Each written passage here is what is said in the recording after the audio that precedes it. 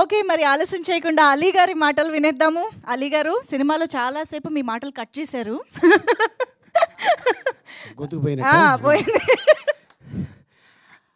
అందరికీ నమస్కారం అండి. పాత్రిక మిత్రులకి, మీడియా సోదరులకి, వేదిక మీద ఉన్న సురభి కుటుంబానికి, అలాగే మా డైరెక్టర్ అర్జున్ సాయికి, మా హీరో, అండ్ ఇక చాలామంది అభి, వీళ్ళందరూ ఈ సినిమాలో ఒకరోజు షూటింగ్ చేస్తుంటే అప్పుడప్పుడు కోట గారు ఫోన్ చేస్తున్నారు. ఎరా ఎక్కడా అన్నాడు. బాబాయ్ షూటింగ్లో ఉన్నాను. అప్పుడు సినిమా పేరు హరే రామ హరే కృష్ణ. అంటే ఎవరెవరు ఆర్టిస్టులు అన్నాడు ఆయన. ఒక డజన్ పైన ఉన్నారు బాబాయ్ అన్న. నన్ను పెట్టుకోలేదేంటి అన్నాడు ఆయన. అలా కాదు బాబాయ్, కొంచెం యంగ్ బ్యాచ్ అంటే నేను బోల్డ్ అయిపోయానా అన్నాడు ఆయన. కాదు బాబాయ్, ఎవరెవరంటే లిస్ట్ చెప్పా. ప్రకాష్ రాజ్ గారు, నాజర్ గారు, బ్రహ్మానందం గారు, రఘుబాబు, ఇలా చెప్పుకుంటూ వెళ్తున్నాను.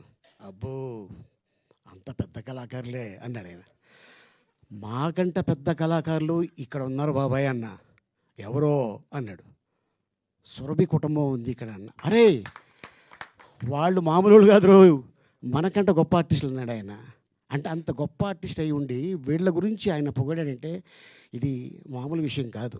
ఎందుకంటే సినిమాలో చేసేది వేరు, వేదిక మీద చేసేది వేరు. సినిమా బాగాలేదంటే వన్ మోర్ కట్, లేదంటే ఇంకో వన్ మోర్. బట్ వేదిక ఆ చివరిలో కూర్చున్న వ్యక్తికి కూడా వినిపించాలి. అందుకే వీళ్ళు గట్టిగా మాట్లాడటం అలవాటు. చూడండి, స్వర్గీయులు మన ప్రకాష్ రెడ్డి గారు, జయప్రకాష్ రెడ్డి గారు, ఆయన గట్టిగా మాట్లాడతాడు సీన్లో.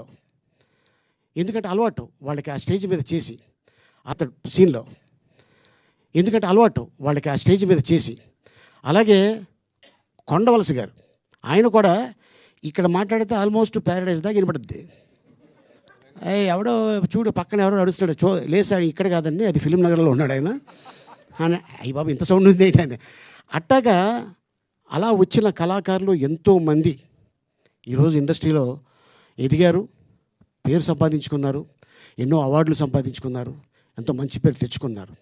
అలాగే గ్రేట్ అక్కినేని నాగేశ్వరరావు గారు అలాగ వేదిక మీద ఒక సీన్ చేస్తున్నప్పుడు చూసి, గెటప్ కూడా ఆయన లేడీ గెటప్ తోటి డ్రామా చేస్తే చూసి మెచ్చి అప్పుడు ఇండస్ట్రీలోకి వెళ్ళటం జరిగింది. ద గ్రేట్ నందమూరి తారక రామారావు గారు. అలాగే ఎంతోమంది నటులు అప్పటి నుంచి చూసుకుంటే ఇప్పటిదాకా ఇంకా స్టిల్ వస్తూనే ఉన్నారు, వస్తూనే ఉంటారు, రావాలి. ఎందుకంటే వీళ్ళు చేసేది సురభి వాళ్ళు. నేను ఒకరోజు అనుకోకుండా వీళ్ళని ఒకసారి చూడాలి అని అనిపించి, బోయినపల్లి కదా మీరందరూ ఉండేది, బోయినపల్లిలో లింగంపల్లిలో వీళ్ళకి కాలనీ ఇచ్చారు అప్పుడు నందమూరి తారక రామారావు గారు. సో కాంగ్రెస్ ప్రభుత్వంలో వీరికి ఒక స్థలం ఇవ్వటం జరిగింది. దాంట్లో వీళ్ళు చిన్న చిన్న ఇల్లులు కట్టుకొని ఉన్నారు పాపం. ఎందుకంటే నాటకాల సీజన్ లేదు, అందరూ టీవీ లేకపోతే సినిమా. కానీ నాటకం ఇక్కడ కాదు, అమెరికాలో కూడా చాలా ఈవెంట్లో లోకల్ వాళ్ళు చేస్తుంటే ఓహో నాటకం ఎంత గొప్పదనేది నాకు అప్పుడు అనిపించింది.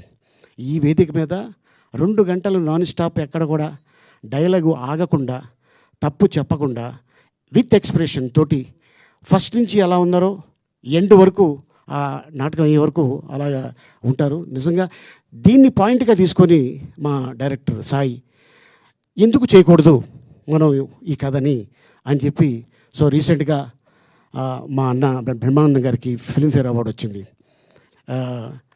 అది రంగమార్తాండ. సో అది కూడా ఆల్మోస్ట్ ఈ రంగానికి సంబంధించిందే. అంతకుముందు రాణా కూడా ఒక సినిమా చేసి ఉన్నాడు, కృష్ణవంద జగద్గురు. అది అండ్ అంతకాకుండా దాని ముందు ఇంకా చాలామంది డైరెక్టర్లు తీశారు. కానీ నేను చాలా హ్యాపీగా, ఎందుకంటే ఈ విషయం చెప్తున్నాను, ఇంతమంది ఆర్టిస్టులు ఒకప్పుడు ఈవీవి సత్యనారాయణ గారు బతుకున్న రోజుల్లో ఇంతమంది ఆర్టిస్టులు ఉండేవారు. జంజాల్ గారు బతుకున్న రోజుల్లో ఇంతమంది ఆర్టిస్టులు ఉన్నారు. అలాగే రాయలింగి నరసింహారావు గారు, వారి సినిమాల్లో కూడా ఇంతమంది కమెడియన్స్ ఉండేవాళ్ళు. అలాగే పెద్దవంశీ గారు, ఇలాగే ఎంతోమంది డైరెక్టర్స్. తర్వాత ఆఫ్టర్ లాంగ్ టైం మా అర్జున్ ఇంతమంది ఆర్టిస్టులు ఉన్నారు అనగానే నాకు డైరెక్టర్ ఎవరో తెలియదు, ఇంతమంది ఆర్టిస్ట్ అనగానే సినిమా ఒప్పుకున్నాను. అండ్ నేను ఆ లొకేషన్కి వెళ్ళిన తర్వాత తను చిన్న ఆర్టిస్ట్తో ఎలా ఉన్నాడో పెద్ద ఆర్టిస్ట్తో అలాగే ఉన్నాడు, టెక్నీషియన్స్తో అలాగే ఉన్నారు. ఇప్పుడే ఇక్కడ వేదిక మీద చెప్పారు సురభి వాళ్ళు కూడా.